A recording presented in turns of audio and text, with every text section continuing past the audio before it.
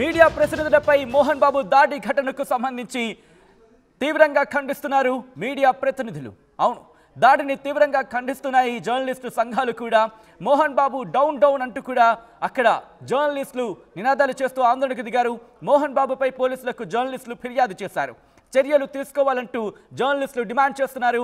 న్యాయం జరిగే వరకు పోరాటం చేస్తామంటున్నారు జర్నలిస్టులు. మోహన్ బాబు బహిరంగ క్షమాపణ చెప్పాలంటూ వాళ్ళు అక్కడ ఆందోళన దిగిన విషయాలు మీరు చూస్తున్నారు. సోషల్ మీడియాలో వైరల్ గా మారాయి దాడి దృశ్యాలు. మోహన్ బాబు దాడిపై మంత్రి పొంగులేటి శ్రీనివాసరెడ్డి రియాక్ట్ అయ్యారు. దాడిని తీవ్రంగా ఖండిస్తున్నామన్నారు మంత్రి పొంగులేటి. మోహన్ బాబుకు రాచకొండ పోలీసులు నోటీసులు కూడా ఇచ్చారు.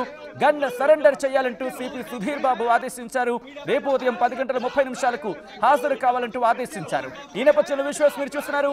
మోహన్ బాబు ఇంటి దగ్గర ఆ దాడి ఘటనకు సంబంధించి విశ్వాస్ మీరు చూస్తున్నారు.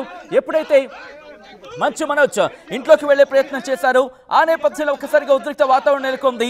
ఇటు మీడియా ప్రతినిధులు కూడా ఆయన వెంబడించారు. ఆయన వెంట వెళ్లే ప్రయత్నం చేశారు. వెంట వెళ్లి లోపలికి సంబంధించి వెళ్లారు. వెళ్లిన సందర్భంలో అటుగా వచ్చిన మోహన్ బాబు మీడియా ప్రతినిధుల మీద లోగోలతో దాడి చేస్తున్న విశ్వాస్ మీరు చూస్తున్నారు.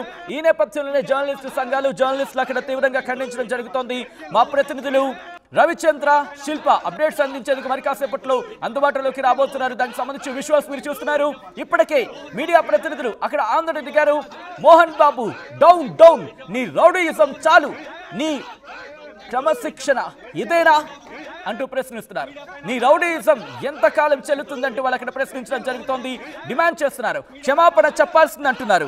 ఎప్పుడైతే సీరియస్ గా ఇటువంటి ఘటన జరిగిందో వెంటనే విష్ణు అలాగే మనోజ్ సంబంధించి విష్ణు మోహన్ బాబులకు సంబంధించిన గన్స్ ని సరెండర్ చేయాలంటూ పోలీసు ఉన్నతాధికారులు ఇప్పటికే ఆదేశించారు.